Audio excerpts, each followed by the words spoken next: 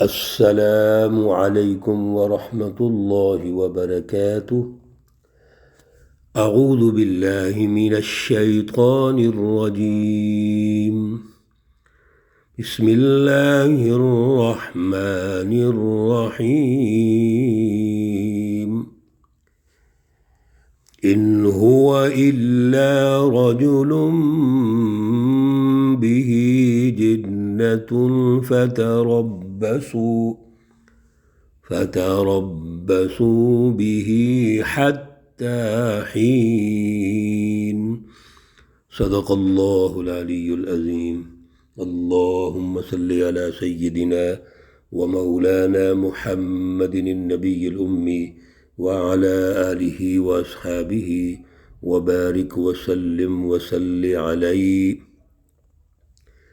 معزز سامعین و سامعات، سورۃ المؤمنون ہے، پارہ نمبر 18 ہے، آیات مقدسہ نمبر 25، 26 اور 27 ہیں۔ اللہ رب العزت ان آیات کا فہم اور شعور عطا فرمائے اور عمل کی توفیق اور صلاحیت عطا فرمائے۔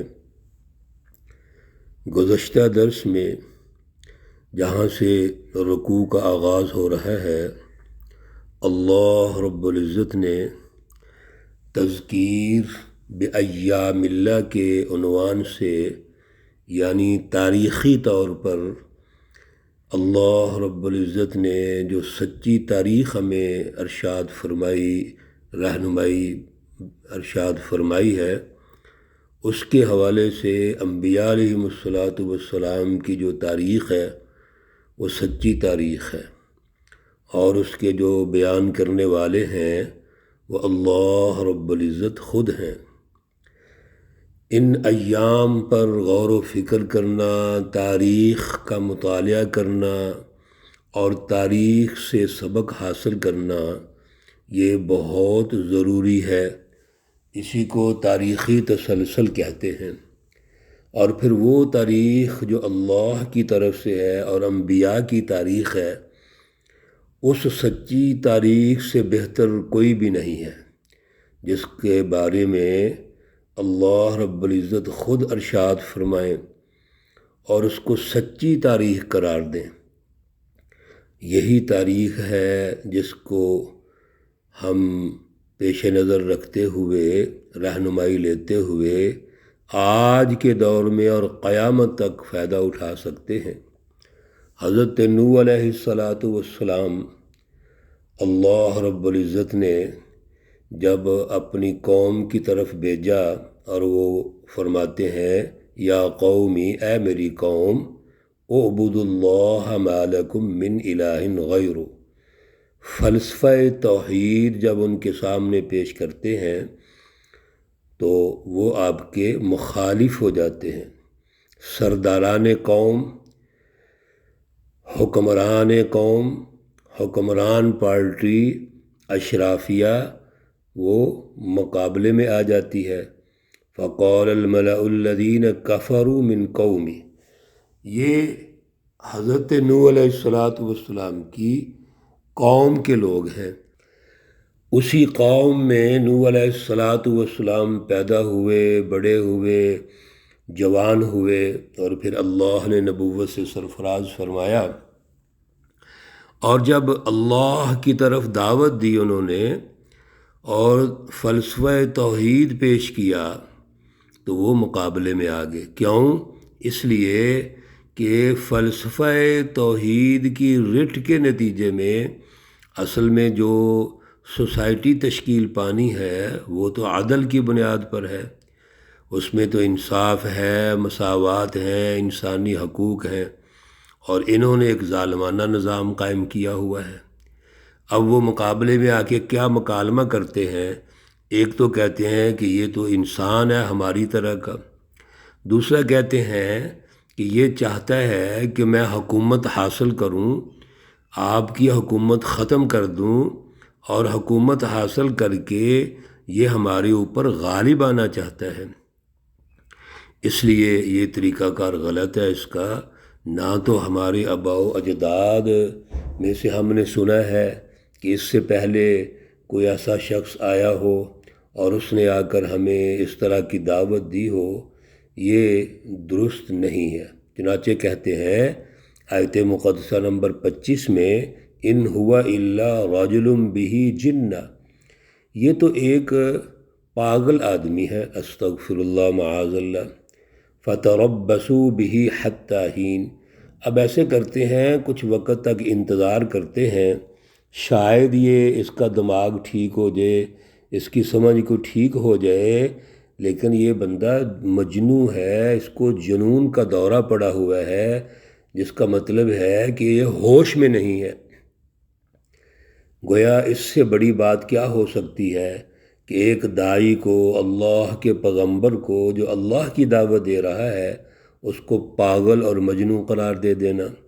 قال رب انصرنی بما کذبون، حضرت نوح علیہ السلام فرماتے ہیں، اے میرے پروردگار، انصرنی، میری مدد فرما، بما کذبون، یہ لوگ جو مجھے جھٹلا رہے ہیں ان کے حوالے سے میری مدد فرما۔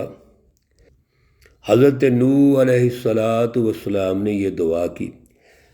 حضرت نوح علیہ السلام 950 سال تک تبلیغ کرتے ہیں، دعوت دیتے ہیں، قرآن پاک نے ایک دوسری جگہ ارشاد فرمایا ہے، لیکن یہ حضرت نوح علیہ السلام کی بات کو سمجھتے نہیں ہیں۔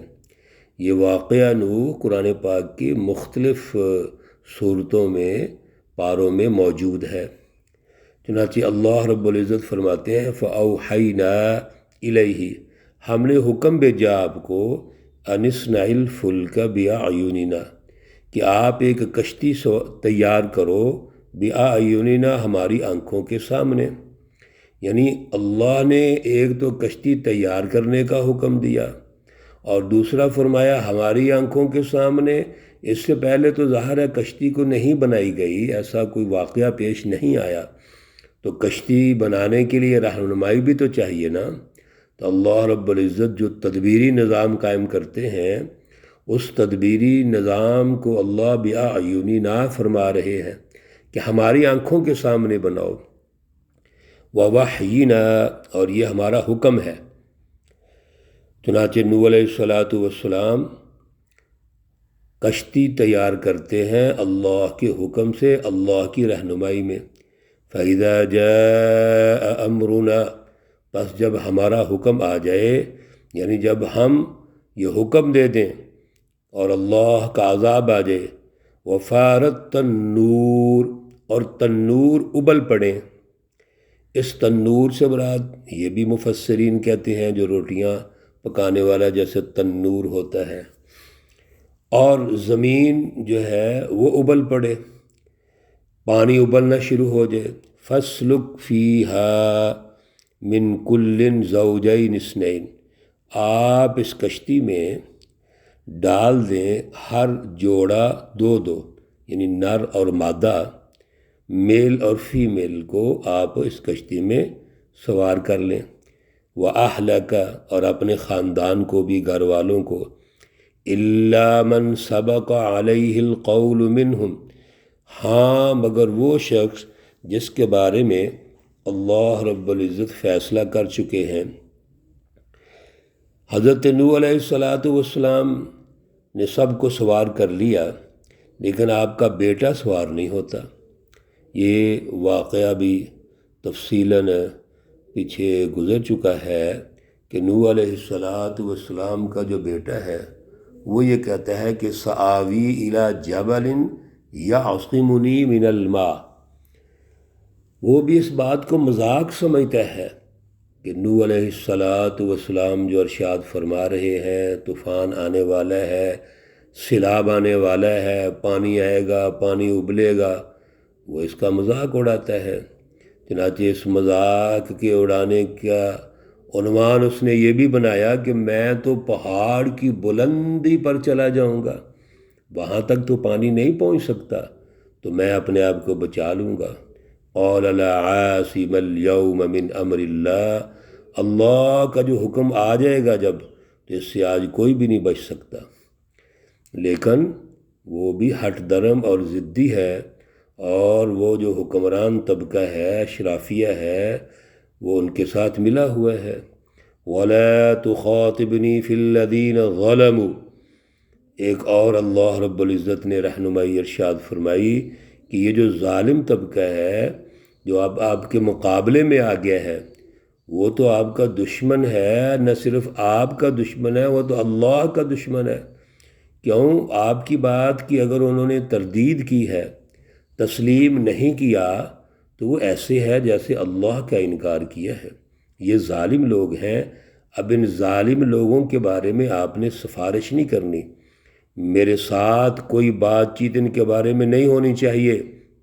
یہاں سے یہ بھی پتہ چلا کہ جو وقت کا ظالم طبقہ ہوتا ہے، اور وہ ظالم طبقہ ختم اللہ علی قلوبہم وعلی سمعہم وعلی ابصارہم غشاوہ، جن کے دلوں پر مہر لگ چکی ہے، جو ہٹ درم اور ضدی ہیں، جو عبرت ہی حاصل نہیں کرتے، ان کے ساتھ کوئی کلام نہیں ہو سکتی، کوئی کمپرومائز نہیں ہو سکتا۔ انہم مغرقون، یہ جو ظالم ہیں یہ ہر صورت میں غرق ہو کے رہیں گے، ان کو اب کوئی بھی نہیں بچا سکتا۔ اللہ رب العزت معاف فرمائے، توبہ قبول فرمائے۔ رمضان المبارک کا مہینہ ہے، بڑے خوبصورت ایام ہیں۔ توجہ سے، دل کی توجہ سے، قلب کی توجہ سے اللہ رب العزت کی عبادت کیجیے، دعائیں کیجیے، توبہ استغفار کیجیے، اور پھر جب توبہ کرنے لگ جائیں، توبو الی اللہ توبۃ نصوحا، تو پھر اللہ رب العزت کے سامنے خالص توبہ کر کے استقامت کا مظاہرہ کیجیے۔ جو ندامت ہو، شرمندگی ہو کہ ہم سے غلطی ہو گئی، سستی ہو گئی، غفلت ہو گئی، جرائم ہو گئے، گناہ ہو گئے، آئندہ یا اللہ نہیں کریں گے، ہمیں اس پر استقامت دکھانی ہے، اللہ ضرور قبول فرمائیں گے۔ پہلا عشرہ رحمت کا ہے، وہ دعا ہم سیکھ رہے ہیں، بڑے مختصر سے لفظ ہیں اور بڑے جامع ہیں۔ رب اغفر وارحم وانت خیر الراحمین۔ اور آج کے درس میں ہم نے حضرت نوح علیہ السلام کی یہ دعا پڑھی ہے اور ہم نے سیکھی ہے، اس کو بھی یاد کر لیجئے۔ قال رب انصرنی بما کذبون۔ سچی جماعت یا سچا جو شخص ہے وہ ہمیشہ جھوٹے لوگوں کے مقابلے میں اللہ سے یہ دعا کرے، بجائے اس کے کہ جھوٹوں کا ساتھ دیں، جھوٹوں سے کمپرومائز کریں، جھوٹ سے نفرت کریں، اور نفرت کر کے اللہ سے دعا کریں کہ یا اللہ میری ان جھوٹوں کے مقابلے میں مدد فرما۔ رب انصرنی بما کذبون۔ اللہ رب العزت تمام مرحومین و مرحومات کو جنت الفردوس میں اعلیٰ مقام عطا فرمائیں۔ اللہ رب العزت تمام بیماروں کو شفائے کاملہ عاجلہ مستمرہ عطا فرمائیں۔ ربنا تقبل منا انك انت السميع العليم وتب علينا انك انت التواب الرحيم، وصلى الله تعالى على النبي الأمي محمد وعلى آله وأصحابه أجمعين برحمتك يا أرحم الراحمين۔ السلام علیکم ورحمۃ اللہ وبرکاتہ۔